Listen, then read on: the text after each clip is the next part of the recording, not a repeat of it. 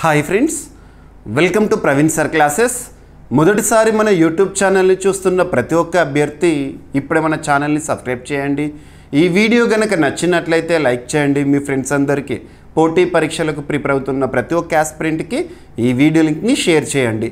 ఇక ఈరోజు ఆగస్టు 28, 2025 వార్తలు నిలిచిన జాతీయ, అంతర్జాతీయ, రాష్ట్రీయ అంశాల గురించి, వార్తలు నిలిచిన వ్యక్తులు, అవార్డులు, పుస్తకాలు, మరి క్రీడా సంబంధిత సమాచారం, ఒక్కొక్క అంశాన్ని వివరంగా తెలుసుకుందాం. అంతకంటే ముందుగా నిన్నటి డైలీ కరెంట్ అఫైర్స్ వీడియోలో అడిగిన ప్రశ్నకి వివరణతో కూడిన సమాధానాన్ని చూద్దాము. సో ఇక్కడ క్వశ్చన్ వచ్చేసి, ఇటీవల కేంద్ర క్యాబినెట్ ఆగస్టు 8, 2025 రోజున ఆమోదం తెలిపిన ఒక ఇనిషియేటివ్కి సంబంధించి, మెరైట్కి సంబంధించి మనం ఆల్రెడీ మన డైలీ కరెంట్ అఫైర్స్ వీడియోలో ఈ టాపిక్ని డిస్కస్ చేయడం జరిగింది. సో ప్రశ్నని మరొకసారి చూడండి. 2025 ఆగస్టు 8న మెరైట్ పథకానికి కేంద్ర క్యాబినెట్ ఆమోదం తెలిపింది. మెరైట్ అంటే ఏంటి? ఈ పథకం యొక్క ప్రధాన లేదా ముఖ్య ఉద్దేశం ఏంటి? సో ఫస్ట్ ఫుల్ ఫామ్ అడిగాను. MERITE multi disciplinary education and research improvement in technical education. గుర్తుపెట్టుకోండి, multi disciplinary education and research improvement in technical education. ఇక్కడ అబ్జర్వ్ చేస్తే కేంద్ర క్యాబినెట్ ప్రధానమంత్రి గారి ఆధ్వర్యంలో, ప్రధానమంత్రి గారి అధ్యక్షతన ఆగస్టు 8 రోజున జరిగిన క్యాబినెట్ మీటింగ్లో ఈ మెరైట్ పథకానికి ఆమోదం తెలిపారు. సాంకేతిక విద్యలో నాణ్యత, పాలన, సమానత్వాన్ని ప్రోత్సహించడం అనేది ఈ మెరైట్ యొక్క ముఖ్య ఉద్దేశం. మరి ఈ పథకం అమలుకు సంబంధించి 2025-26 ఆర్థిక సంవత్సరం నుండి 2029-30 ఆర్థిక సంవత్సరం వరకు, అంటే ప్రస్తుత ఆర్థిక సంవత్సరం నుండి 2029-30 ఆర్థిక సంవత్సరం వరకు మొత్తం అవుట్లే ఎంత కేటాయిస్తారట అంటే 4200 కోట్ల రూపాయలు. గుర్తుపెట్టుకోండి, ప్రపంచ బ్యాంకు ఈ పథకానికి ప్రోత్సాహం కల్పిస్తుంది. ఏ విధంగా అంటే దాదాపు 2100 కోట్ల రూపాయలు ప్రపంచ బ్యాంకు నుండి నిధులను సేకరించి అమలు చేస్తారు. పూర్తిగా సెంట్రల్ గవర్నమెంట్ యొక్క ఇనిషియేటివ్, అంటే కేంద్ర ప్రభుత్వ పరిధిలోని పథకం చెప్పొచ్చు. ఓకేనా? సో గుర్తుపెట్టుకోండి. So MERITE multi disciplinary education and research improvement in technical education. దేశవ్యాప్తంగా సెలెక్టెడ్వి దాదాపు 275 సాంకేతిక విద్యా సంస్థలను ఈ పథక పరిధిలోకి తీసుకొస్తారు ముందుగా. ఓకేనా? సో ఇక్కడ అబ్జర్వ్ చేస్తే, సో ప్రధానమంత్రి నరేంద్ర మోదీ గారి అధ్యక్షతన జరిగిన ఆగస్టు 8, 2025 రోజున జరిగిన కేంద్ర మంత్రివర్గ సమావేశంలో మెరైట్ పథకాన్ని ఆమోదించారు. మెరైట్ అంటే ఫుల్ ఫామ్ ఏంటి? Multi disciplinary education and research improvement in technical education పథకం. సో లక్ష్యం సాంకేతిక విద్యలో నాణ్యత, సమానత్వం, పాలనని మెరుగుపరచడం. మరి పథకం యొక్క ముఖ్య అంశాలు ఎన్ని? 275 సాంకేతిక విద్యా సంస్థలు. అందులో 175 ఇంజనీరింగ్ కళాశాలలు, 100 వచ్చేసి పాలిటెక్నిక్స్ కవర్ చేస్తారు. పథకం కాల పరిమితి వచ్చేసి 2025-26 ప్రస్తుత ఆర్థిక సంవత్సరం నుండి 2029-30 వరకు. మొత్తం వ్యయం ఇందుకోసం ఎంత ఖర్చు చేస్తారంట? 4200 కోట్ల రూపాయలు. ఇందులో ప్రపంచ బ్యాంకు నుండి 2100 కోట్ల రూపాయల రుణం రూపంలో బాహ్య డెట్ లేదంటే ఎక్స్టర్నల్ డెట్ని స్వీకరిస్తారు. పూర్తిగా కేంద్రీయ రంగ పథకం, అంటే central sector scheme. Enough. So examination point of వ్యూలో అడగవచ్చు. ఏదైనా ఒక పథకం గురించి మనం చూస్తున్నప్పుడు దానికి సంబంధించి ఇన్ డీటెయిల్గా చూడండి. ఓకేనా? దానికి ఎంత కేటాయిస్తున్నారు, ఏ కాల పరిమితి, ఉద్దేశం ఏంటి, లేదా ఆ పథక అమలు కోసం ఎక్స్టర్నల్ డెట్ ఏమైనా తీసుకుంటున్నారా, తీసుకుంటే ఎక్కడి నుండి తీసుకుంటున్నారు, ఇటువంటివి చూడాలి. ఓకేనా?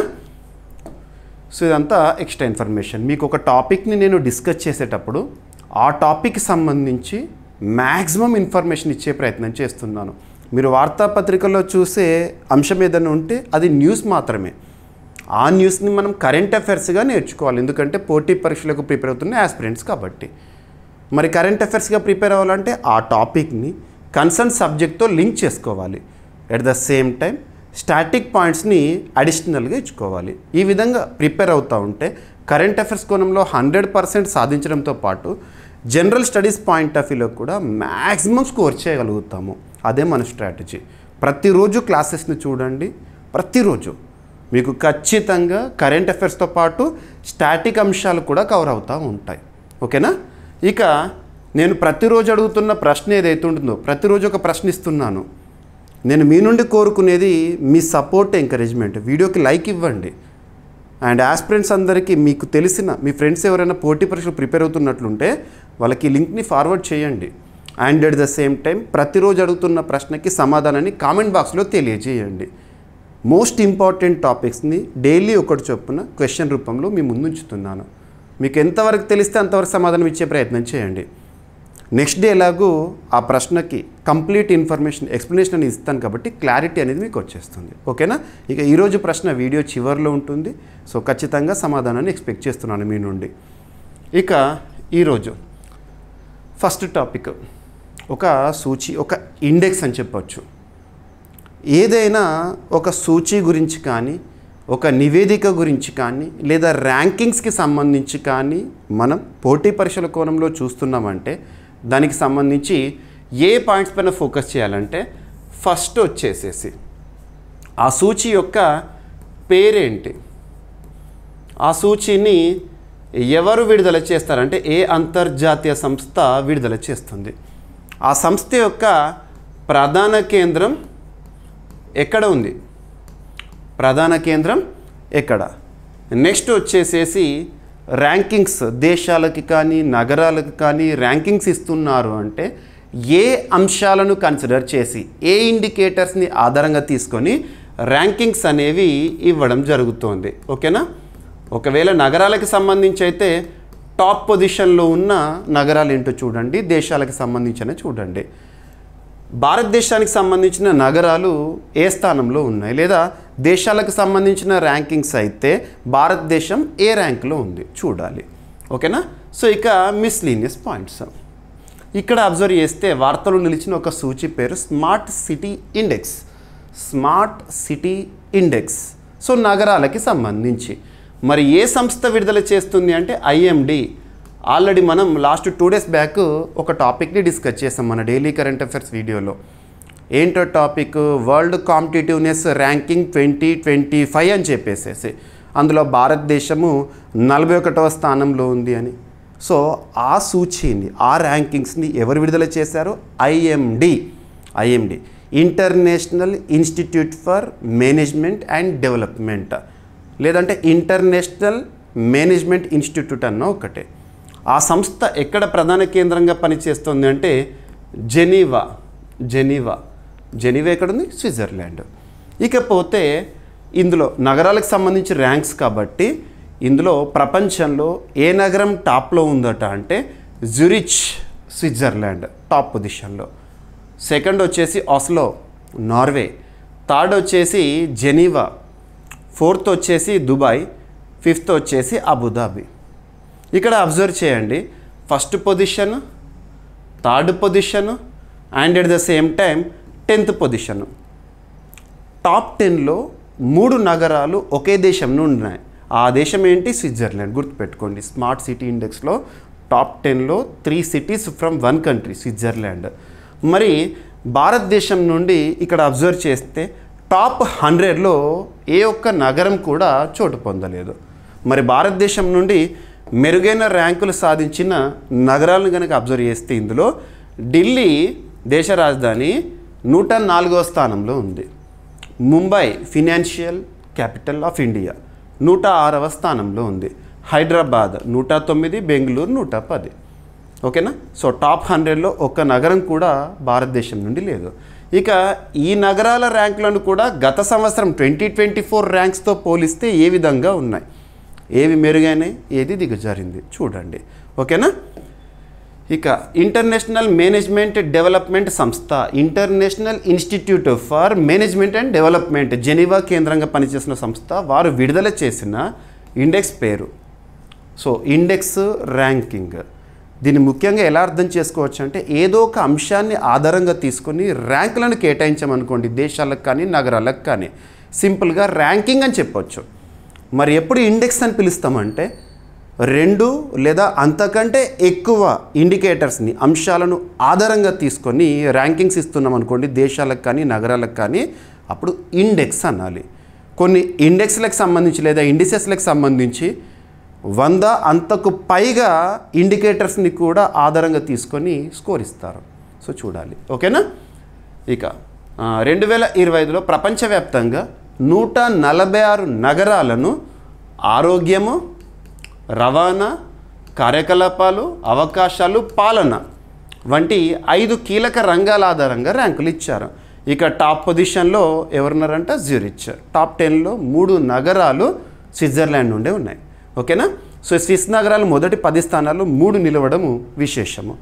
మిడిల్ ఈస్ట్ దేశాలు కూడా గణనీయంగా మెరుగైనాయి. ఓకేనా. ఇక భారత్ నుండి టాప్ 100లో ఒక్కటి కూడా చోటు పొందలేదు, 100 అండ్ ఎబోలో ఉన్నాయి. ఓకేనా. ఢిల్లీ అత్యుత్తమ ర్యాంక్ పొందిన భారతదేశ నగరంగా చూడవచ్చు. రైట్. అండ్ భారత నగరాల ప్రతిస్పందనలో ప్రధాన లోపాలు ఏమున్నాయి, ఎందుకు టాప్ 100లో కూడా లేకుండా పోయినాయి అంటే పురపాలక మౌలిక వసతుల లోపం అనేది ఇప్పటికి కూడా కనబడుతుందంట అంతర్జాతీయ స్థాయిలో వాళ్ళు చెప్తున్నారు.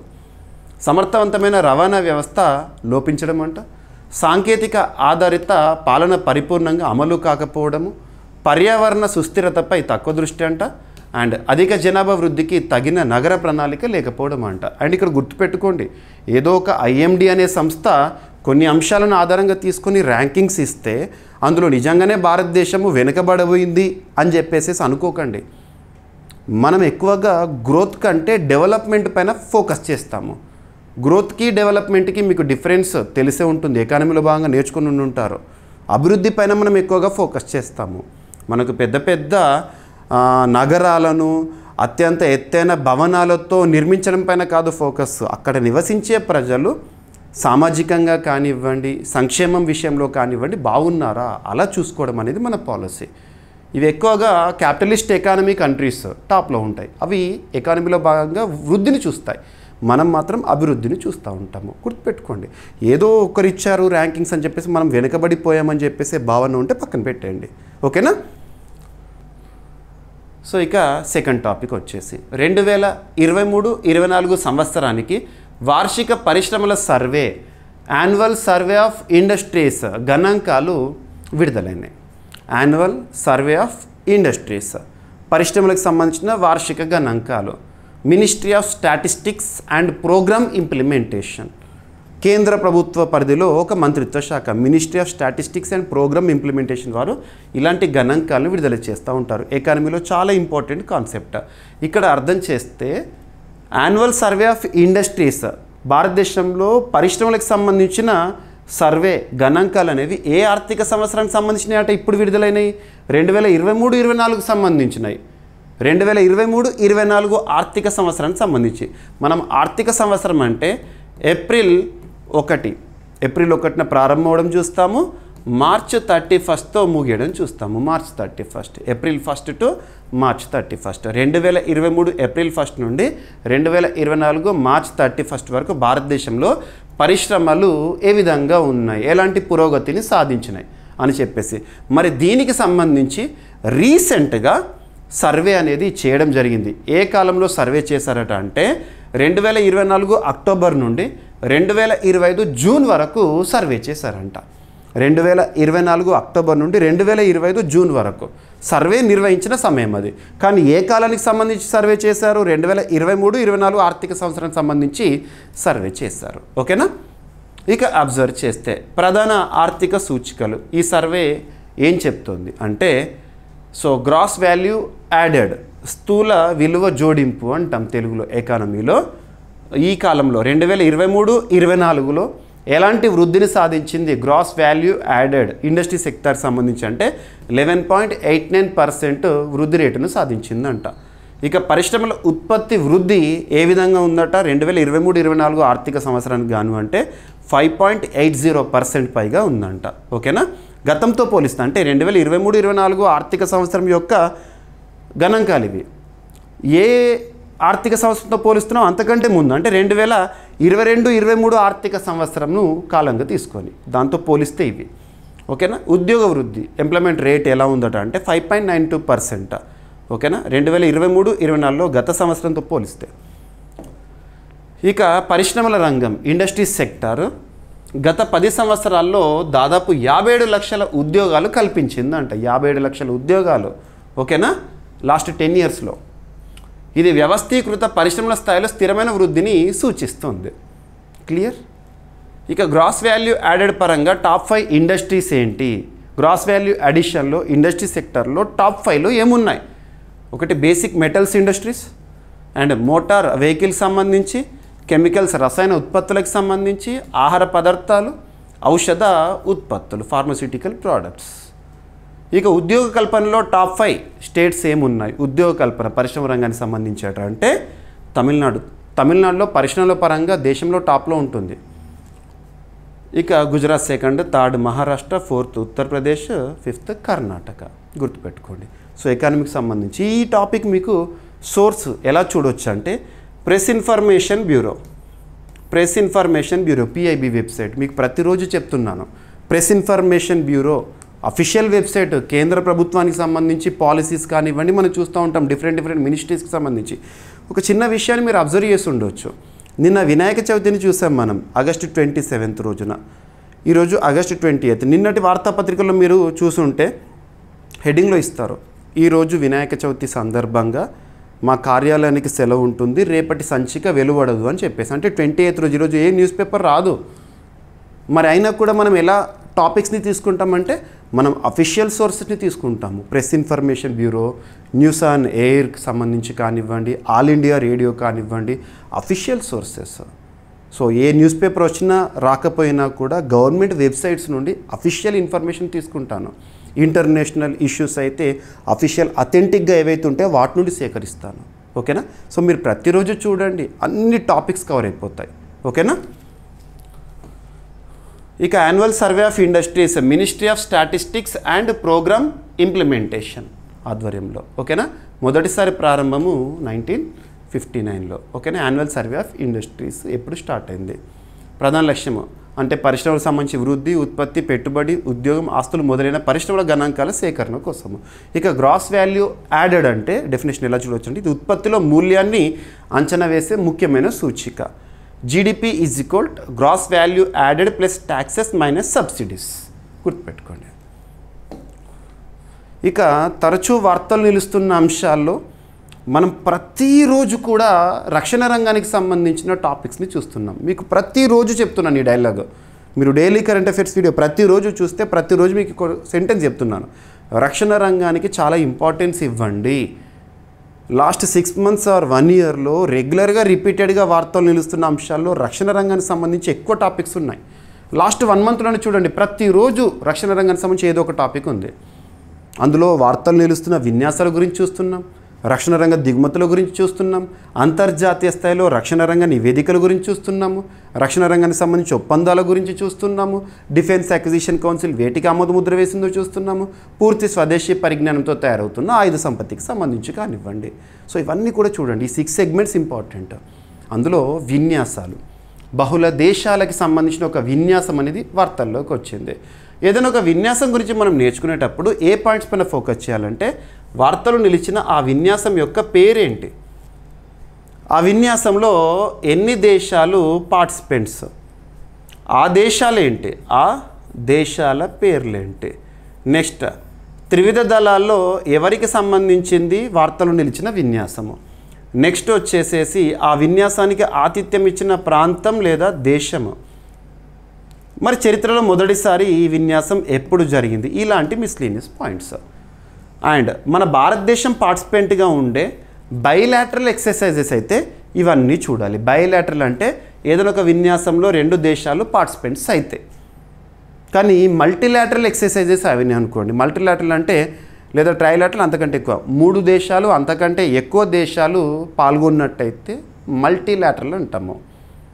మరి అటువంటి విషయాల్లో మనం ఏం చూడాలంటే విన్యాసం పేరు చూడండి, ఏ దేశాలు పాల్గొంటున్నాయి, త్రివిధ దళాలు ఎవరికి సంబంధించింది, ఆతిథ్య దేశం ఏంటి, ఇవి చూస్తే సరిపోతుంది. ఓకేనా? సో ఇక్కడ అబ్జర్వ్ చేస్తే ఎక్సర్సైజ్ బ్రైట్ స్టార్ 2025 వార్తల్లోకి వచ్చింది. ఎక్సర్సైజ్ బ్రైట్ స్టార్, విన్యాసం పేరే బ్రైట్ స్టార్. ఓకేనా? Exercise bright star. మరి ఈ విన్యాసాన్ని ఎవరు సంయుక్తంగా నిర్వహిస్తున్నారంటే ఇది joint military exercise. America, Egypt సంయుక్తంగా నిర్వహిస్తున్న విన్యాసం ఈరోజు ప్రారంభమైంది. ఈరోజు డేట్ ఎంత? ఆగస్టు 28. ఈరోజు ప్రారంభమైన విన్యాసం ఎక్కడ ప్రారంభమైంది? ఈజిప్ట్ ఆతిథ్యంలో ప్రారంభమైంది. ఈజిప్ట్లో ఒక మిలిటరీ బేస్. మరి ఇందులో భారతదేశము పార్టిసిపెంటా కాదా అంటే ఎస్, భారతదేశం కూడా పార్టిసిపెంటే. ఓకేనా? సో ఇది మిలిటరీ ఎక్సర్సైజ్. సైనిక రంగంతో పాటు మిగతా 2 వింగ్స్ కూడా పార్టిసిపేట్ చేస్తున్నాయి అన్ని దేశాలకు సంబంధించి. ఒకటి నేవీ, ఎయిర్ ఫోర్స్. సో గుర్తుపెట్టుకోండి.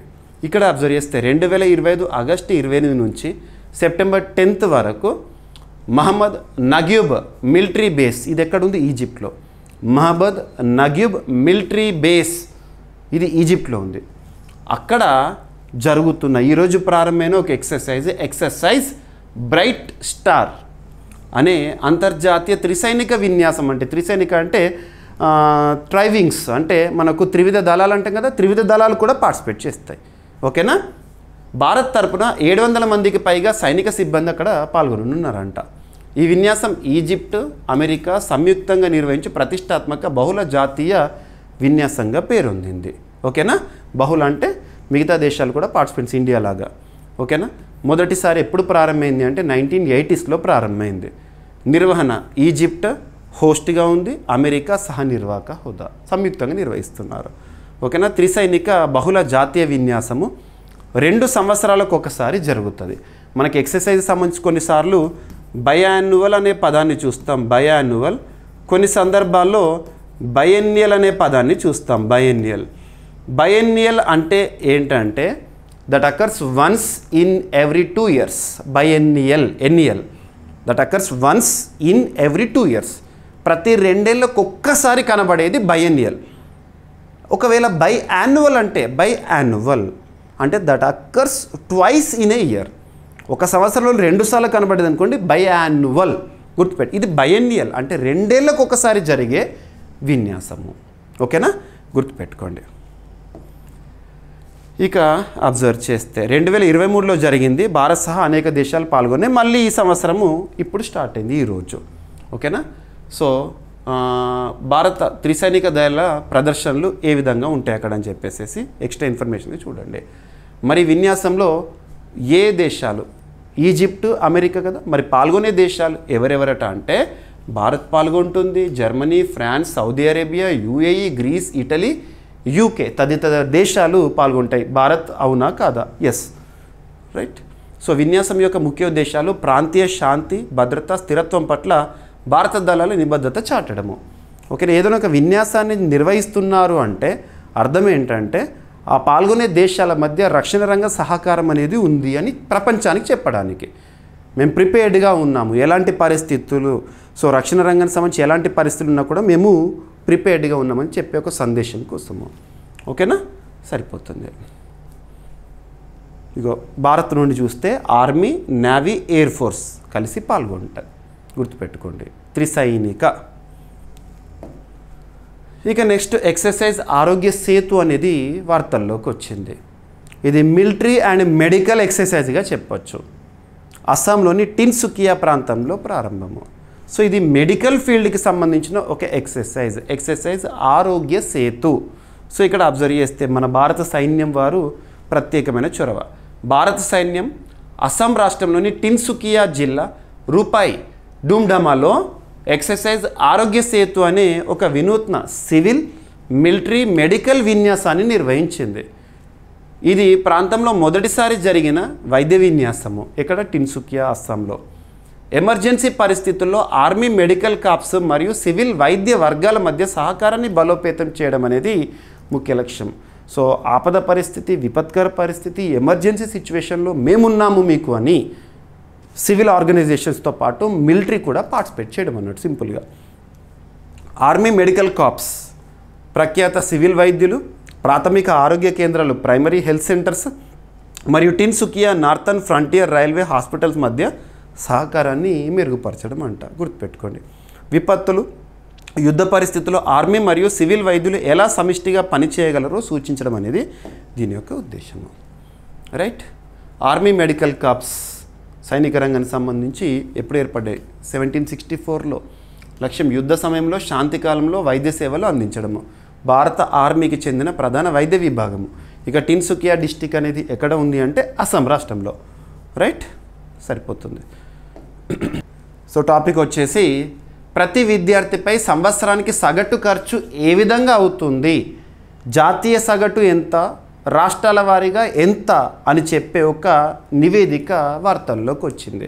సగటు ఖర్చు అంటే ఏంటంటే ఆన్ అన్ యావరేజ్ ఒక విద్యార్థి పైన ఒక పేరెంట్స్ ఏ విధంగా ఖర్చు చేస్తున్నారు.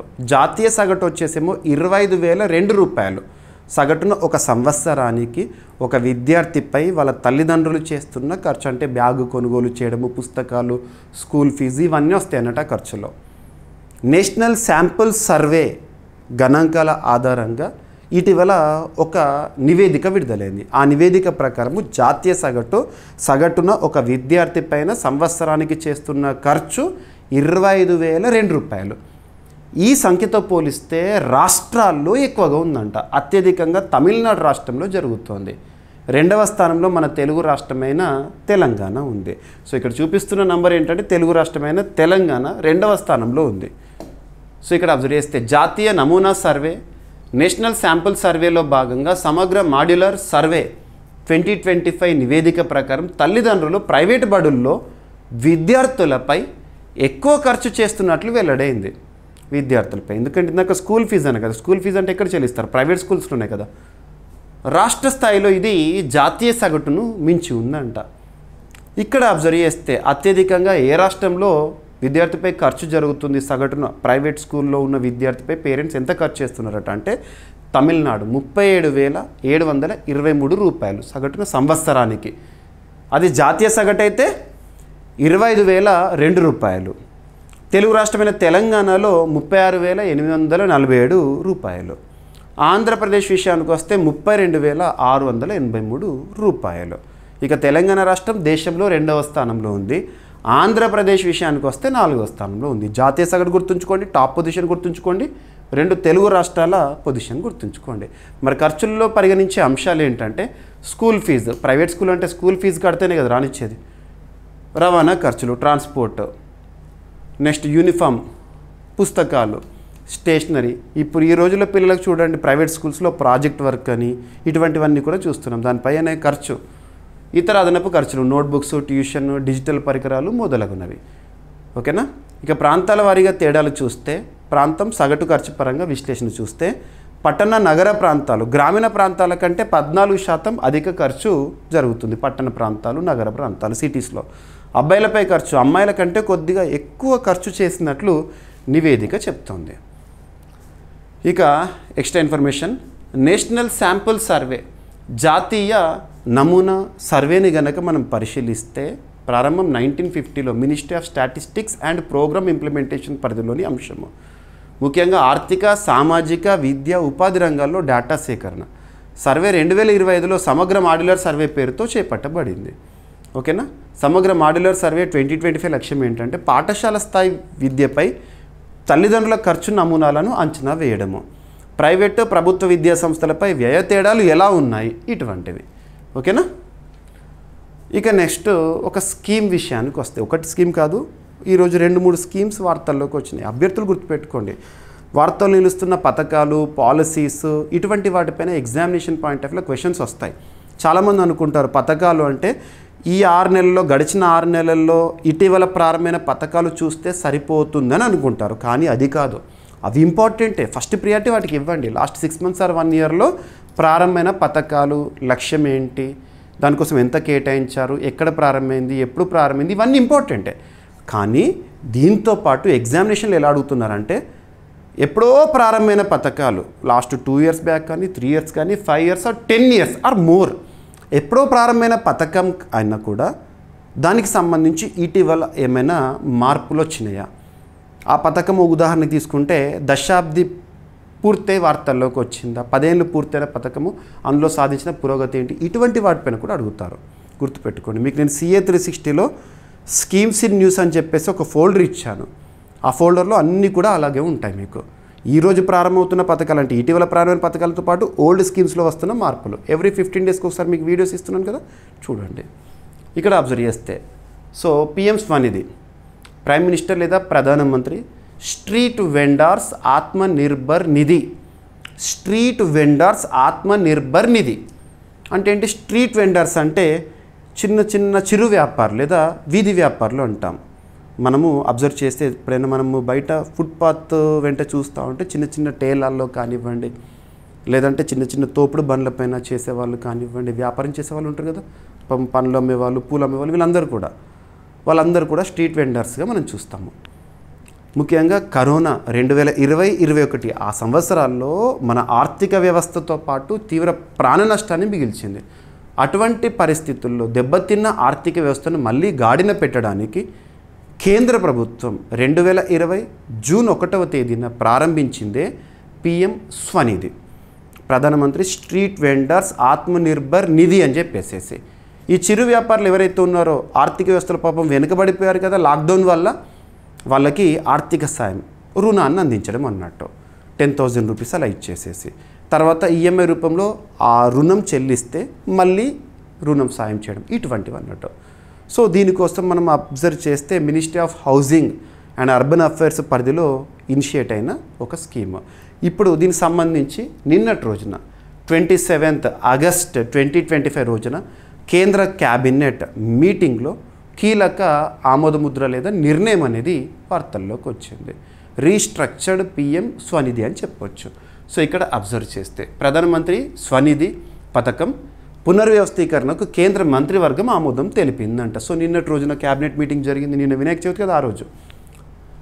ఇదంతా కూడా మీకు ఎప్పుడు వస్తుందంటే పేపర్లో, న్యూస్ పేపర్స్లో రేపటి పేపర్ అంటే ఆగస్టు 29th రోజున వస్తుంది. ఎందుకంటే 28th రోజున న్యూస్ పేపర్స్ అన్నీ హాలిడే కదా. So cabinet approves. సో ఇక్కడ అబ్జర్వ్ చేస్తే restructuring and extension of PM Svanidhi scheme, ఓకేనా. సో ఇక్కడ అబ్జర్వ్ చేయండి.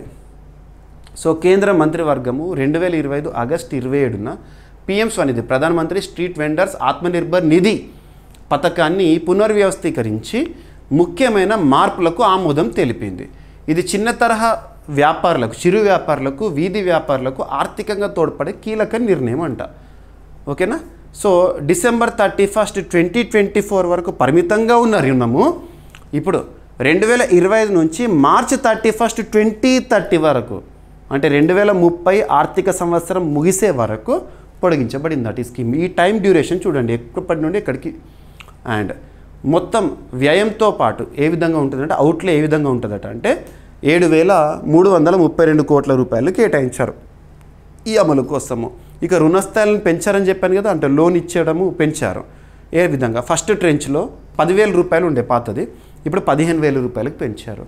సెకండ్ ట్రెంచ్ అంటే పూర్తి చెల్లించిన వారు, ఫస్ట్ ట్రెంచ్లో తీసుకున్న వారు ఎవరైతే పూర్తిగా ఈఎంఐ రూపంలో చెల్లిస్తారో వాళ్ళకి మళ్ళీ తీసుకోవచ్చు రుణము. అంతకుముందు 20,000 ఇచ్చేవారు, ఇప్పుడు 25,000.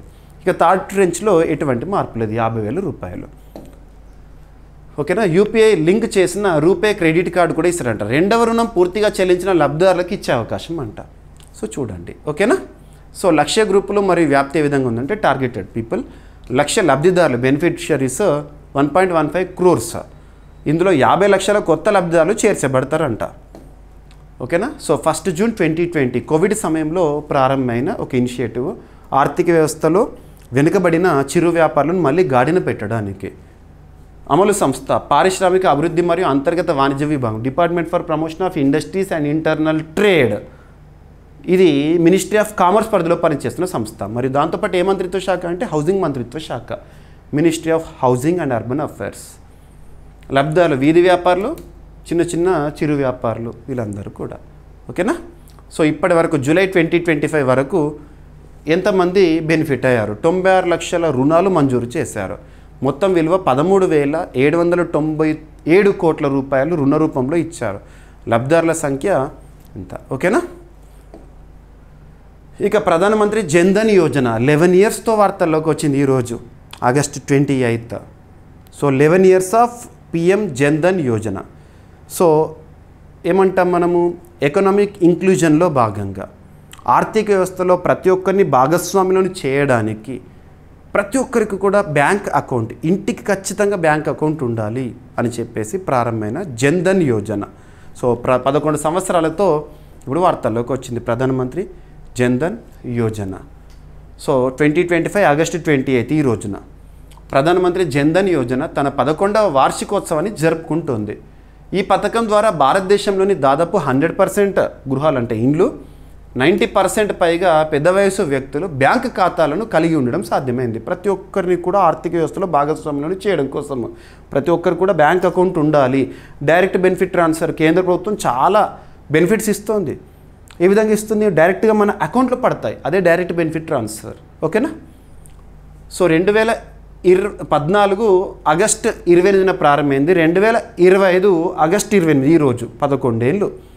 లక్ష్యం ప్రతి కుటుంబానికి బ్యాంకింగ్ సదుపాయాన్ని అందించడము. మరి ఈ జన్ధన్ యోజనలో భాగంగా జీరో బ్యాలెన్స్ ఖాతాలను తెరిచారు, రూపే డెబిట్ కార్డ్స్ ఇచ్చారు, బీమా 1,00,000 నుండి 2 లక్షల రూపాయల ఆర్థిక బీమా సౌకర్యాన్ని కల్పించారు, పెన్షన్ స్కీమ్స్ ఇస్తున్నారు. అటల్ పెన్షన్ యోజనలో భాగంగా డైరెక్ట్ బెనిఫిట్ ట్రాన్స్ఫర్ జరుగుతుంది. ఉదాహరణకి ఎవరైనా సిలిండర్ బుక్ చేసుకున్నారనుకోండి, డైరెక్ట్ ప్రభుత్వం ఇచ్చే సబ్సిడీ అనేది అకౌంట్లో జమ అవ్వడము. ఓకేనా? రైట్. సో ఇక్కడ అబ్జర్వ్ చేస్తే ఈ విధమైన ఇంప్రూవ్మెంట్ ఉంది. 11 ఏళ్లలో ప్రగతి. 2014 నుండి 25 వరకు చూస్తే ఖాతాల పెరుగుదల. సంవత్సరం 2015లో 15 కోట్ల ఖాతాలు ఉండే బ్యాంక్ ఖాతాలు. 2025కి 56.2 కోట్లు. ప్రపంచంలో అతిపెద్ద ఆర్థిక చేర్పు పథకం ఇది. జెండర్ ఇంక్లూజన్ 56% ఖాతాలు మహిళల పేరిట. మహిళల ఆర్థిక నిర్ణయాల్లో భాగస్వామ్యం పెరిగింది. ఇక గ్రామీణ విస్తరణ 37.5 కోట్ల ఖాతాలు గ్రామీణ అర్ధపట్టణ సెమీ అర్బన్ ఏరియాస్లో. ఓకేనా? సో గుర్తుపెట్టుకోండి. ఇక డిపాజిట్ల వృద్ధి. సో 2015లో తక్కువ స్థాయిలో డిపాజిట్స్ ఉంటే 2025లో 2.68 lakh crore రూపీస్ 17 టైమ్స్ పెరిగింది బ్యాంక్ డిపాజిట్స్ అనేవి. ఖాతా తెరవడం మాత్రమే కాదు, వాస్తవంగా పొదుపు చేసే ధోరణి పెరిగిన దానికి సంకేతము. ఏదో జీరో బ్యాలెన్స్ అని చెప్పేసి బ్యాంక్ ఖాతా ఇచ్చేస్తే కాదు, అందులో వాళ్ళు డబ్బులు దాచుకుంటున్నారు. Savings is important. ఓకేనా? అది డిజిటల్ ఎకో సిస్టమ్ చూస్తే 38.7 కోట్ల రూపే కార్డులు ఇచ్చారు. యూపీఐ ఆధారిత లావాదేవీలు, డిజిటల్ చెల్లింపులు భారీగా పెరిగాయి. ఉదాహరణ చూడండి, ఇప్పుడు డిజిటల్ రెవల్యూషన్ని మనం చూస్తున్నాం. డిజిటల్ ఇన్ఫ్రాస్ట్రక్చర్ అద్భుతంగా ఉంది మనకి భారతదేశంలో. మనం ఎక్కడైనా చిన్న ఏమంటాము చిరు వ్యాపారి దగ్గరికి వెళ్ళి, లేదంటే రోడ్డు పైన కూరగాయలు అమ్మేవారి దగ్గరికి వెళ్ళి 10 రూపాయలు 20 రూపాయల కూరగాయలను కొనుగోలు చేసినా కూడా మనం గూగుల్ పే, యూపీఐ చేస్తున్నాం, ఫోన్పే కానీ యూనిఫైడ్ పేమెంట్స్ ఇంటర్ఫేస్ ద్వారా. మరి ఇవన్నీ వాళ్ళకు బ్యాంక్ అకౌంట్లో చేరుతున్నాయి కదా. సో ఇదంతా కూడా మనం చూస్తున్నాం. మనకు తెలియకుండానే ఎకనామిక్ రివల్యూషన్ని చూస్తున్నాం మనం. ప్రస్తుతం భారతదేశం సాధించిన ఈ ఎకనామిక్ రివల్యూషన్ ప్రపంచానికి మార్గదర్శిగా ఉంటుంది. 2023 మార్చ్ 31 రోజు IMF ఒక రిపోర్ట్ని రిలీజ్ చేసింది ఇండియాస్ డిజిటల్ రివల్యూషన్ పైన. Every country has to learn from India అని. ఇటువంటి చూడాలి మనం కొన్ని కేస్ స్టడీస్. ఓకేనా? ప్రధానమంత్రి జన్ధన్ యోజన ఎప్పుడు స్టార్ట్ అయింది? ఏ మంత్రిత్వ శాఖ? Ministry of finance. లక్ష్యం ఆర్థిక చేర్పింపు, ఫినాన్షియల్ ఇంక్లూజన్లో భాగంగా బీమా ప్రయోజనాలు. ఓకేనా? సరిపోతుంది. ఇక నెక్స్ట్, ఐక్యరాజ్య సమితి పరిధిలో ఆర్టిఫిషియల్ ఇంటెలిజెన్స్ని ప్రోత్సహించేందుకు లేదా ఆర్టిఫిషియల్ ఇంటెలిజెన్స్కి సంబంధించి 2 ఇనిషియేటివ్స్ వార్తల్లోకి వచ్చినాయి. ఆ రెండింటిని కూడా స్వాగతిస్తున్నారు ఆంటోనియో గ్యూటెరస్. ప్రస్తుతం ఐక్యరాజ్య సమితికి జనరల్ సెక్రటరీగా విధులు నిర్వర్తిస్తున్నారు. ఆంటోనియో గ్యూటెరస్ ఏ దేశానికి చెందిన వ్యక్తి? పోర్చుగల్. గుర్తుపెట్టుకోండి, కొన్ని అంతర్జాతీయ సంస్థలకి సంబంధించి కీలక పదవుల్లో ఉండే వ్యక్తులు, హెడ్స్ ఎవరైతే ఉంటారో వాళ్ళు ఏ దేశానికి చెందినవారు కూడా చూడాలి. ఉదాహరణకు తీసుకుంటే టెడ్రస్ అదనం WHO చీఫ్ కదా, డైరెక్టర్ కదా, తను ఏ దేశం అంటే Ethiopia. IOC international Olympic committee ఉంది. 130 ఏళ్లకు పైగా చరిత్ర ఉన్న IOCకి మొట్టమొదటి మహిళా చీఫ్గా క్రిస్టీ కోవెంట్రీ గారు వచ్చారు. తనే దేశం అంటారు జింబాబ్వే. ఇలా చూడాలి. ఓకేనా? సో ఇక్కడ అబ్జర్వ్ చేస్తే ప్రస్తుతం ప్రపంచాన్నే నడిపిస్తోంది కృత్రిమ మీద ఆర్టిఫిషియల్ ఇంటెలిజెన్స్. అటువంటి ఆర్టిఫిషియల్ ఇంటెలిజెన్స్ పాలన కోసం, గవర్నెన్స్ కోసం కొత్త మెకానిజమ్స్ని 2 మెకానిజమ్స్ని ఇంట్రొడ్యూస్ చేశారు. ఐక్యరాజ్య సమితి ప్రధాన కార్యదర్శి ఆంటోనియో గ్యూటెరస్ ఐక్యరాజ్య సమితి జనరల్ అసెంబ్లీ UNGA తీసుకున్న కీలక నిర్ణయాన్ని స్వాగతించారు. ఏంటి ఆ నిర్ణయం? ఆ నిర్ణయం ప్రకారం AI గవర్నెన్స్, ఆర్టిఫిషియల్ ఇంటెలిజెన్స్ పాలన కోసం 2 కొత్త అంతర్జాతీయ మెకానిజంలను ఏర్పాటు చేయనున్నారంట. ఈ చర్యలు గ్లోబల్ డిజిటల్ కంపాక్ట్పై సభ్య దేశాలు కట్టుబాటును పునరుద్ఘాటిస్తాయి. అందులో ఆ రెండిట్లో ఒకటి ఏంటంటే United Nations independent international scientific panel on AI artificial intelligence గవర్నెన్స్లో ఇదొకటి ఇంపార్టెంట్. దీని యొక్క లక్ష్యం ఏంటంటే AI పరిశోధన, ఆర్టిఫిషియల్ ఇంటెలిజెన్స్కి సంబంధించి రీసెర్చ్ మరియు పాలసీ మేకింగ్ మధ్య వేదికగా పనిచేస్తుందంట. కటింగ్ ఎడ్జ్ ఏఐ పరిజ్ఞానాన్ని ప్రభుత్వ విధానాల రూపకల్పనకు అందించడము. ఓకేనా. ఇక ఇంకొక second mechanism global dialogue on AI governance. AI పాలన భాగంగా లక్ష్యం వచ్చేసి ఏఐ సంబంధిత అంతర్జాతీయ సమస్యలపై సర్వజన లబ్ధి కలిగించే ఒక వేదిక. సభ్య దేశాలు, పరిశ్రమలు, పౌర సమాజం పాల్గొనే చర్చా వేదికని అంట. సురక్షిత సమగ్ర ఏఐ వినియోగం కోసం మార్గదర్శకాలు అందించడము. ఓకేనా, సరిపోతుంది. ఈ చర్యలు 2024 సెప్టెంబర్లో ఆమోదించబడిన గ్లోబల్ డిజిటల్ కాంపాక్ట్ దిశగా ముందడుగుగా చెప్పవచ్చు. ఇది సమాన డిజిటల్ ప్రాప్యత, గ్లోబల్ డిజిటల్ పాలన కోసం ఒక దీర్ఘకాలిక ఒప్పందం అంట. ఓకేనా, సరిపోతుంది. UNGA, United nations general assembly, New York, America కేంద్రంగా పనిచేస్తుంది. ఇక నెక్స్ట్ మన భారతదేశానికి సంబంధించి ముఖ్యంగా జలమార్గానికి సంబంధించి ఒక ఇనిషియేటివ్. So marathon 2025 marathon. ఓకేనా. సో దీన్ని ఐఐటి మద్రాస్ పరిధిలో ప్రారంభించారు. సముద్ర రంగంలో అభివృద్ధికి మార్గం వేసే మ్యారిటైమ్ హ్యాకథాన్. మ్యారిటైమ్ అన్నా మెరైన్ అన్నా ఒకటే, సముద్ర సంబంధిత అని అర్థాన్ని ఇస్తుంది. Sagarmala startup innovation initiative. ఓకేనా. సో 2025 ఆగస్టులో ministry of ports, shipping, water వేస్, ప్రస్తుతం కన్సర్న్ మినిస్టర్గా ఎవరున్నారు కేంద్ర మంత్రిగా అంటే సర్బానంద సోనోవాల్ గారు ఉన్నారు. ఆ మంత్రిత్వ శాఖ ఆధ్వర్యంలో మ్యారథాన్ 2025 అనే మ్యారిటైమ్ హ్యాకథాన్ కార్యక్రమాన్ని ఎక్కడ ప్రారంభించారు? Indian institute of technology Madras, చెన్నైలో. ఈ కార్యక్రమం సాగర్మాల స్టార్టప్ ఇన్నోవేషన్ ఇనిషియేటివ్ కింద నిర్వహించబడింది. మరియు ఇండియా మ్యారిటైమ్ వీక్ 2025 అక్టోబర్ 27 నుండి 31 వరకు ప్రారంభ వేదికగా పరిగణించబడుతుందంట. మ్యారిటైమ్ రంగాన్ని అభివృద్ధి చేయడం కోసం మ్యారథాన్. ఓకేనా. సో పూర్తి పేరు మ్యారిటైమ్ హ్యాకథాన్ మ్యారథాన్ 2025. మరి ఇందులో నిర్వాహక సంస్థలు, ఈ మ్యారథాన్లో కీలక భాగస్వామ్యమైన సంస్థలు ఏంటంటే ministry of ports, shipping, water ways మంత్రిత్వ శాఖ, and NTCPWC national technology centre for ports, water ways, coasts, IIT Madras, national maritime complex and Chennai port authority. ఓకేనా, సరిపోతుంది. సముద్ర రంగానికి చెందిన సాంకేతిక సమస్యలకు నూతన పరిష్కారాల అభివృద్ధి, స్టార్టప్లకు అంటే సముద్ర సంబంధిత అంశాలపై స్టార్టప్స్ ఉంటాయి కదా, వాటికి ప్రత్యేకమైన ప్రోత్సాహం అందించడానికి, మ్యారిటైమ్ సెక్టార్ని అభివృద్ధి చేయడానికి. ఇక సాగర్మాల ప్రోగ్రాం ఇప్పటికే అమల్లో ఉంది కదా. సాగర్మాల ఎప్పుడు ప్రారంభమైంది? 2015. లక్ష్యం ఏంటి? భారత తీర ప్రాంతాల అభివృద్ధి, పోర్ట్ ఆధారిత ఆర్థికత, పోర్ట్ బేస్డ్ డెవలప్మెంట్. మనకి ఇండియా ఇస్ పెనిన్సులా, 3 వైపులా సముద్ర సరిహద్దు ఉంది. మరి ఈ కోస్టల్ ఏరియా మొత్తాన్ని కూడా డెవలప్ చేయడము. ఓకేనా. సో నోడల్ మంత్రిత్వ శాఖ. ఓకేనా, సరిపోతుంది. ఇక నెక్స్ట్ ఇండియన్ గవర్నమెంట్కి world food programme head quarter ఎక్కడ? Rome, Italy.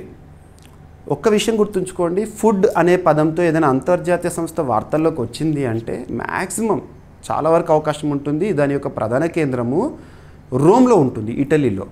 ఉదాహరణ తీసుకుంటే food and agriculture organisation, food, Rome, Italy. World food programme 2020లో నోబెల్ శాంతి పురస్కార గ్రహీత సంస్థ world food programme. So world food ప్రోగ్రామ్తో ఇండియన్ గవర్నమెంట్ ఒప్పందము. సో ఆహార భద్రతకు సంబంధించి లేదా గ్లోబల్ హంగర్ నివారణకు, ప్రపంచ ఆకలి నివారణ కోసము ఒప్పందము. ఓకేనా.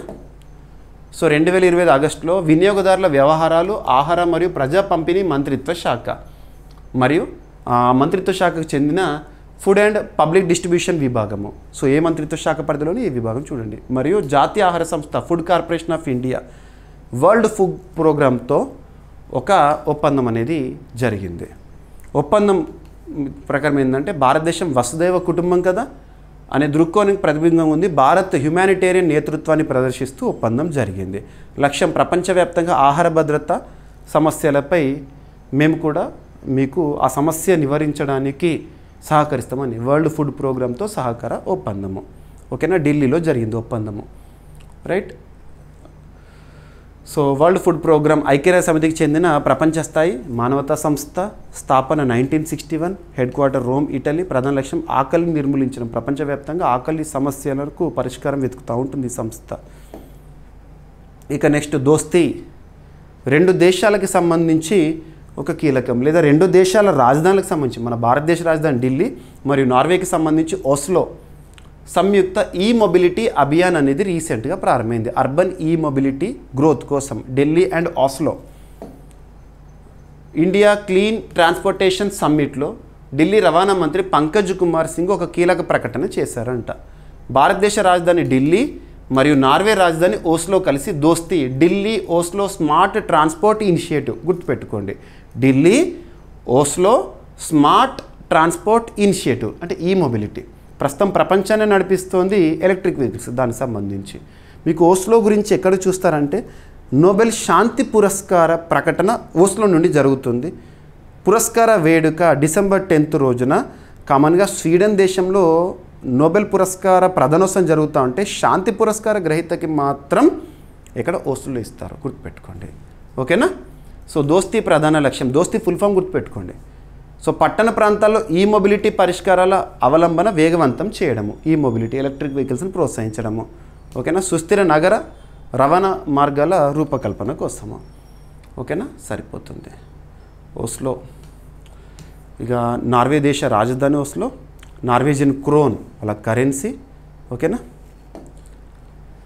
ఇక ఢిల్లీ దేశ రాజధాని ఢిల్లీ ఎదుర్కొంటున్న సమస్యల్లో తరచూ మనం చూస్తూ ఉంటాము పొల్యూషన్ ప్రాబ్లమ్స్. ఈ వింటర్ వచ్చిందంటే కథం, అక్కడ కామన్గా మనం బ్రతకడానికి గాలి పీల్చుకోవాలి. ఢిల్లీలో గాలి పీల్చుకుంటే గాల్లో కలిసే పరిస్థితి ఉంది ప్రస్తుతం. అలాంటి పరిస్థితులకు పరిష్కారము ఈ మొబిలిటీ, ఓకేనా. ఇక నెక్స్ట్ రీసెంట్గా ఏమంటాము ఆశ్చర్యకరమైన 4 నక్షత్రాల వ్యవస్థని శాస్త్రవేత్తలు గుర్తించారు. దాని పేరేంటి అంటారు, డైరెక్ట్ పాయింట్ గుర్తుపెట్టుకోండి.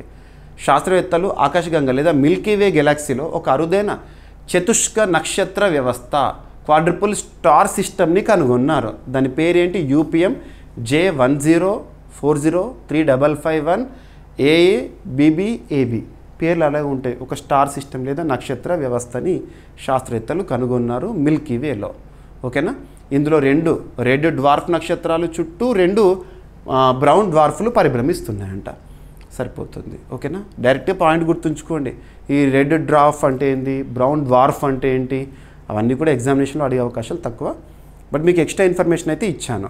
సో కొన్ని సందర్భాల్లో మీకు సైన్స్ అండ్ టెక్నాలజీ లేదా జాగ్రఫీలో భాగంగా కూడా నక్షత్ర వ్యవస్థ గురించి అడిగినప్పుడు రెడ్ డ్వార్ఫ్ అని దేన్ని అంటారు, బ్రౌన్ డ్వార్ఫ్ అని ఏమంటారు, వైట్ అంటే ఏంటి, న్యూట్రన్ అంటే ఏంటి, ఇటువంటివి అడగవచ్చు. మీకు ఎక్స్ట్రా ఇన్ఫర్మేషన్లో ఇది కవర్ చేశాను. నక్షత్రాల అధ్యయనం గురించి ఏమంటాము, ఖగోళ శాస్త్రం, ఆస్ట్రానమీ. ఇక నెక్స్ట్ క్రీడలకు సంబంధించి క్రీడలు. సో స్పోర్ట్స్ రిలేటెడ్గా అబ్జర్వ్ చేస్తే కామన్వెల్త్. సో కామన్వెల్త్ గేమ్స్ నిర్వహణ కోసము బిడ్ దాఖలు చేయడానికి కేంద్ర క్యాబినెట్ ఆమోదముద్ర తెలిపింది. 2030 కామన్వెల్త్ గేమ్స్ కోసం భారత్ రెడీ. అందుకు సంబంధించి బిడ్ దాఖలు చేయడానికి కేంద్ర క్యాబినెట్ నిన్నటి రోజున ఆమోదం తెలిపింది. మినిస్ట్రీ ఆఫ్ స్పోర్ట్స్ పరిధిలో ఈ తీర్మానం అనేది రావడం జరిగింది. Cabinet approves submission of bid for commonwealth games 2030. Commonwealth countries అంటే ఏంటి, ఒకప్పుడు బ్రిటిష్ వారు పరిపాలించిన ప్రాంతాల్లో మనం కాలనీలు అంటాము. ఆ కాలనీస్ స్వాతంత్రం పొందిన తర్వాత స్వతంత్ర దేశాలు వచ్చినాయి కదా, ఆ దేశాలు కామన్వెల్త్ కూటమిగా ఏర్పడ్డాయి. భారతదేశం కామన్వెల్త్ కూటమిలో 1949లో చేరింది. ఎందుకంటే భారత్ కూడా ఒకప్పుడు బ్రిటిష్ వారి స్థావరంగానే ఉండే, కాలనీగా ఉండే, ఓకేనా. ఆ దేశాల మధ్య జరిగే పోటీలు కామన్వెల్త్ పోటీలు. సో ప్రధానమంత్రి నరేంద్ర మోదీ గారి అధ్యక్షతన జరిగిన కేంద్ర మంత్రివర్గ సమావేశంలో 2030 కామన్వెల్త్ గేమ్స్కు భారత్ తరపున బిడ్ సమర్పించడానికి అనుమతినిచ్చారు. Ministry of sports and youth affairs మంత్రిత్వ శాఖ ప్రతిపాదన ఇది, ఓకేనా. బిడ్ సమర్పణతో పాటు హోస్ట్ కొలాబరేషన్ అగ్రిమెంట్పై సంతకం చేయడానికి కూడా ఆమోదం తెలిపారు. ఒకవేళ బిడ్ కనుక ఆమోదం పొందిందనుకోండి, ఈ క్రీడలు ఎక్కడ జరుగుతాయంటే గుజరాత్లోని అహ్మదాబాద్ వేదికగా, అంటే నరేంద్ర మోదీ స్టేడియం, ప్రస్తుతం ప్రపంచంలో అతిపెద్ద cricket stadium Narendra Modi stadium. 2023 November 19న అహ్మదాబాద్లోని నరేంద్ర మోదీ స్టేడియంలో ICC 2023 cricket one day world cup జరిగింది. అక్కడే జరుగుతాయి అంట కామన్వెల్త్ కూడా, ఓకేనా. గుర్తుపెట్టుకోండి. 2030 కామన్వెల్త్ గేమ్స్ భారత్ ఆతిథ్య లక్ష్యం ఏంటంటే 72 దేశాల నుంచి క్రీడాకారులు పాల్గొంటారు. అంటే అన్ని దేశాల్లో భారతదేశం నిర్వహిస్తుంది అని ఒక మాట, అంటే జనాల్లోకి మాట భారత్ విషయం అనేది తెలుస్తుంది. ఓకే, ఒక భారతదేశం నిర్వహిస్తోంది, అంత గొప్ప దేశం కామన్వెల్త్ క్రీడలు నిర్వహిస్తోంది అంటే అన్ని దేశాల నుండి ఇక్కడికి వస్తారు ప్రతినిధులు, స్పోర్ట్స్ పర్సన్స్ వస్తారు, డిఫరెంట్ ఫీల్డ్ నుండి వస్తారు. And at the same time మన భారతదేశం పర్యాటకంగా కూడా అభివృద్ధి చెందుతుంది. సో ఇలాంటి ఈవెంట్స్ ఎందుకు కండక్ట్ చేస్తారంటే ప్రపంచంలో మన భారతదేశం పేరు అనేది తెలియాలి ఆ విధంగా. ఓకేనా? సో ఆతిథ్యనగరం అహ్మదాబాద్ ప్రపంచంలోనే అతిపెద్ద మైదానము నరేంద్ర మోదీ స్టేడియంలో నిర్వహిస్తారంట. ఓకేనా? కామన్వెల్త్ గేమ్స్ బ్రిటిష్ కామన్వెల్త్ దేశాల మధ్య 4 సంవత్సరాలకు ఒకసారి నిర్వహించే క్రీడ. ఇది ఎక్స్ట్రా ఇన్ఫర్మేషన్ నేను ఇస్తుంది. So first Commonwealth games 1930 Hamilton Canada ఆతిథ్యంలో జరిగినాయి. 2022 కామన్వెల్త్ గేమ్స్ అనేవి బర్మింగ్హామ్ యూకే. భారత్లో ఇప్పటి వరకు జరిగిన కామన్వెల్త్ గేమ్స్ ఎప్పుడంటే 2010 న్యూఢిల్లీ. అప్పటి గవర్నమెంట్, మన భారతదేశంలోని అప్పటి గవర్నమెంట్ కామన్వెల్త్ గేమ్స్లో కూడా స్కామ్ చేసింది, మనం చూసాము. రైట్?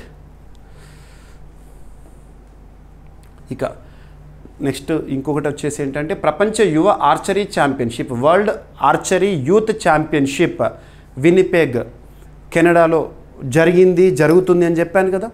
అందులో రీసెంట్గా మనం అబ్జర్వ్ చేస్తే ఆర్చరీలో మన తెలంగాణకు సంబంధించి చికిత గోల్డ్ మెడల్ సాధించింది అవన్నీ చూసాం కదా. సో ఇక్కడ ఈ టోర్నమెంట్ ప్రపంచ పోటీ ముగిసింది కాబట్టి పథకాల పట్టికల గురించి డిస్కస్ చేయాలి. మనం ఏదైనా ఒక ఈవెంట్ స్టార్ట్ అయ్యే ముందు మనం డిస్కస్ చేస్తాము, దాని యొక్క మస్కట్ ఏంటి, లోగో ఏంటి, ఎన్ని దేశాలు పాల్గొంటాయని.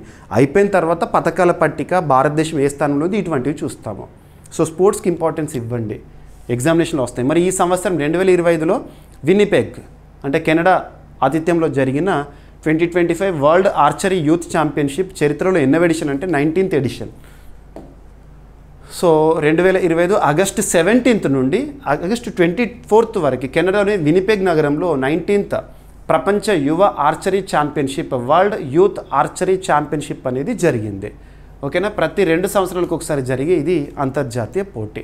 వినిపెగ్ అనేది కెనడా. నిర్వాహకులు వరల్డ్ ఆర్చరీ. వరల్డ్ ఆర్చరీ యొక్క ప్రధాన కేంద్రం ఎక్కడంటే లసానే, స్విట్జర్లాండ్. తేదీలు 17th to 24th వరకు జరిగింది. ఎన్ని దేశాలు పాల్గొన్నాయంటే 63 దేశాల నుండి 570 ఆర్చరీ పాల్గొన్నారు. కేటగిరీ అండర్-18, అండర్-21లో అండ్ విభాగాలు రికర్వ్ అండ్ కాంపౌండ్ ఫార్మాట్లు, individual, team, mixed team participants. భారత 24 మంది ఆర్చర్ల బృందం 8 పథకాలను సాధించింది. ఓకేనా? ఇక్కడ అబ్జర్వ్ చేస్తే భారత్ ఇందులో 4 స్వర్ణ పథకాలు సాధించి అమెరికాతో సమానంగా ఉంది. మిగతా 4 పథకాల్లో రజతం, కాంస్యం ఉన్నాయి. భారత్ మొత్తం పథకాల్లో 2వ స్థానంలో, కానీ స్వర్ణ పథకాల పరంగా మొదటి స్థానం అమెరికాతో కలిసి ఉంది. ఇక పథకాల పట్టికలో హయ్యెస్ట్ మెడల్ సాధించిందేమో సౌత్ కొరియా, కానీ వాళ్ళకు గోల్డ్ మెడల్ ఒక్కటి కూడా రాలేదు. ఇక భారతదేశం పథకాల పట్టికలో 2వ స్థానంలో ఉంది. స్వర్ణ పథకంలో 4 సాధించింది, గుర్తుంచుకోండి. అమెరికా కూడా గోల్డ్ మెడల్స్ 4 సాధించింది. భారత్ పథకాల పట్టికలో 2వ స్థానము. ఓకేనా? స్వర్ణ పథకాల్లో అయితే మొదటి స్థానం అనుకున్నా పర్లేదు. వరల్డ్ ఆర్చరీ ఫెడరేషన్ 1931లో ఏర్పడింది. నేను ఒక అంతర్జాతీయ క్రీడ గురించి మనం డిస్కస్ చేసేటప్పుడు దాన్ని నిర్వహించే అంతర్జాతీయ క్రీడా సమాఖ్య, ఆ ఆర్గనైజేషన్ పేరు, ఎప్పుడు ఏర్పాటైంది, హెడ్ క్వార్టర్ ఏంటి, ఇవన్నీ కూడా మీకు చెప్తున్నాను. సో ఇవన్నీ మీకు స్టాటిక్ జీకేలో యూజ్ అవుతాయి. ఓకేనా? లసా అనే స్విట్జర్లాండ్ కేంద్రంగా పనిచేస్తుంది. రైట్? ఇక next Khelo India water sports festival 2025 రీసెంట్గా ప్రారంభమవుతుంది అని లోగో, మస్కట్ అవన్నీ చెప్పాను మీకు లాస్ట్ ఒక 1 వీక్ బ్యాక్. రీసెంట్గా ముగిసినాయి కదా. సో పథకాల పట్టికలో చూద్దాము. ఓకేనా? సో ఇక్కడ Khelo India water sports festival Jammu కాశ్మీర్లో దాల్ లేక్ ఉంటుంది కదా, the most attractive tourist destination. Dal లేక్లో జరిగిన 21 ఆగస్ట్ నుండి 23 ఆగస్టు వరకు దాల్ లేక్ కి షాన్ ఖేల్సే బాదే పెహచాన్ అనేది ఒక సాంగ్ పెట్టారు. సో ఖేలో ఇండియా భారత ప్రభుత్వ పరిధిలో, మినిస్ట్రీ ఆఫ్ స్పోర్ట్స్ పరిధిలో ప్రారంభమైన ఇనిషియేటివ్. 2018 నుండి మనం చూస్తున్నాం ఖేలో ఇండియాలో. ఖేలో ఇండియా స్పోర్ట్స్ విషయానికి వస్తే రకరకాల మాడ్యూల్స్ వింటూ ఉంటాం మనం. ఖేలో ఇండియా యూత్ గేమ్స్ అని, వింటర్ గేమ్స్ అని, యూనివర్సిటీ గేమ్స్ అని, అలాగా. ఇప్పుడు వాటర్ స్పోర్ట్స్. ఓకేనా? సో ఎక్కడ జరిగింది, ఎప్పుడు జరిగింది? ఓకేనా? ఇక్కడ దాదాపు 500 మంది కంటే ఎక్కువ క్రీడాకారులు అన్ని రాష్ట్రాలు, కేంద్రపాలిత ప్రాంతాల్లో దాదాపుగా పాల్గొన్నారు. మెడల్ ఈవెంట్స్ ఏంటంటే రోయింగ్, క్యానోయింగ్, కయాకింగ్, మొత్తం 24 పథకాలు ఈవెంట్. ఓకేనా? ఇక demonstration events shikara race, dragon boat race, water skiing. మరి ఈ ఖేలో ఇండియా వాటర్ గేమ్స్ సంబంధించి మస్కట్ ఏంటంటే హిమాలయన్ కింగ్ ఫిషర్. ఓకేనా? ఇక లోగో వచ్చేసి షికారా బోట్ కాశ్మీరీ సంస్కృతి ప్రతిబింబించేలా దాల్ సరస్సుపై తేలుతున్న దృశ్యం ఇచ్చారు.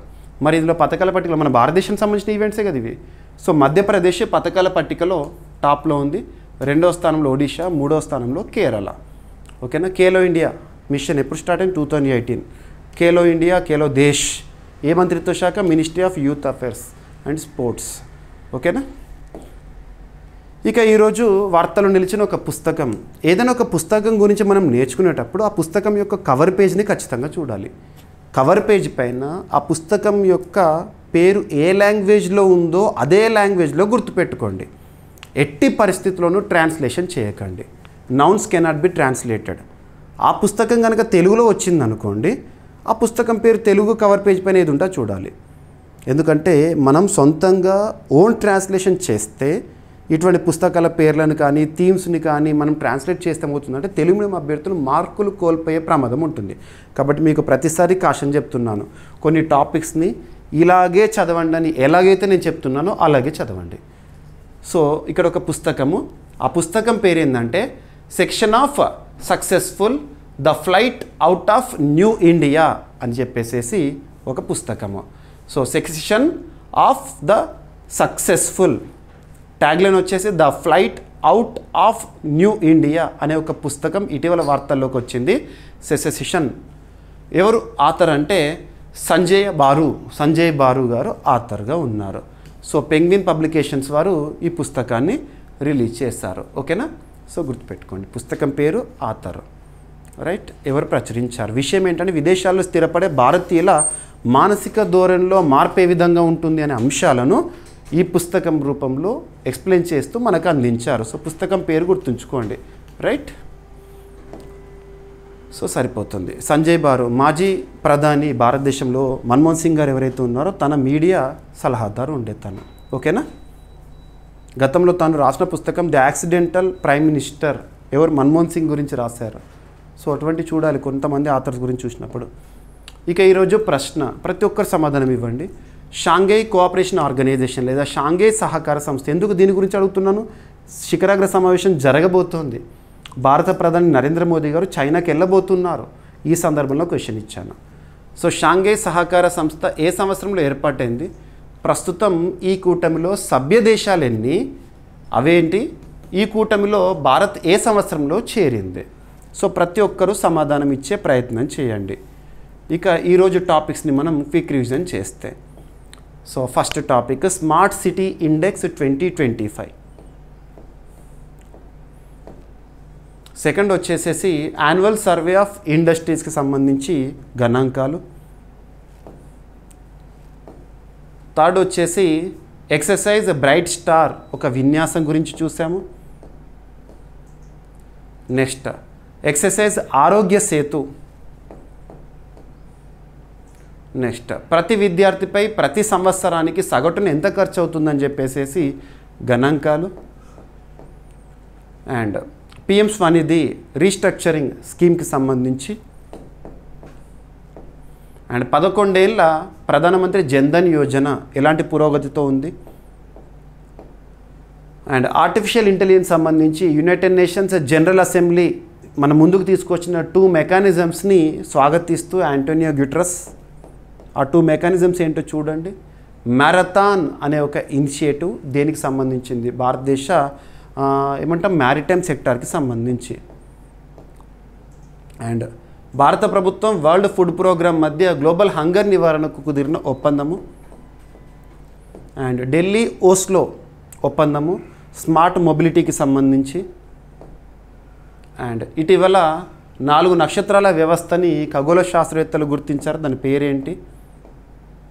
అండ్ కామన్వెల్త్ క్రీడల నిర్వహణకు భారత్ బిడ్ వేయడానికి ఉద్దేశించిన తీర్మానాన్ని కేంద్ర క్యాబినెట్ నిన్నటి రోజున ఆమోదించింది. అండ్ ప్రపంచ యువ ఆర్చరీ ఛాంపియన్షిప్ 2025 19th ఎడిషన్లో పథకాల పట్టికలో టాప్ పొజిషన్లో ఉన్న దేశం ఏంటి? భారత్ స్థానం ఏంటి? Khelo India water sports festival 2025 ముగిసింది. ఏ రాష్ట్రం పథకాల పట్టికలో టాప్లో ఉంది? అండ్ వార్తలు నిలిచిన సంజయ్ బారు గారి కొత్త పుస్తకము. అండ్ ఈరోజు ప్రశ్న, షాంఘై కోఆపరేషన్ ఆర్గనైజేషన్ ఏ సంవత్సరంలో ఏర్పాటైంది? ప్రస్తుతం ఈ కూటమిలో సభ్య దేశాలు ఎన్ని? అవేంటి? ఈ కూటమిలో భారత్ ఏ సంవత్సరంలో చేరింది? ఈ ఎస్సీఓ హెడ్ క్వార్టర్ ఇక్కడ. సో ప్రతి ఒక్కరు సమాధానం ఇవ్వండి. సో మీకు ప్రతిరోజు క్లాస్ అందిస్తున్నాను. మీ నుండి కోరుకునేది ఒకటే, మీ సపోర్ట్, ఎంకరేజ్మెంట్. లైక్ చేసి వీడియో చూడండి అండ్ కామెంట్ బాక్స్లో వీడియో పట్ల మీ ఫీడ్బ్యాక్, మీ అభిప్రాయాన్ని తెలియజేయండి. అడుగుతున్న ప్రశ్నకి సమాధానాన్ని ఇవ్వండి. సగం తెలిసినా పర్లేదు, తప్పనిపించినా పర్లేదు, ఆన్సర్ పోస్ట్ చేయండి. ఇక్కడ తప్పైనా పర్లేదు, ఎగ్జామినేషన్ హాల్లో మనం యాక్యురేట్ ఆన్సర్ ఇవ్వగలగాలి. సో మీకు కంప్లీట్ ఎక్స్ప్లెనేషన్ అనేది ఈ ప్రశ్నకి రేపటి రోజున అందిస్తూ ఫస్ట్ టాపిక్ని స్టార్ట్ చేస్తాను. ఓకేనా? ఏమైనా మిస్లేనియస్ టాపిక్స్ ఉంటే రేపటి క్లాస్లో చూద్దాము. రేపు కలుద్దాం. Thank you.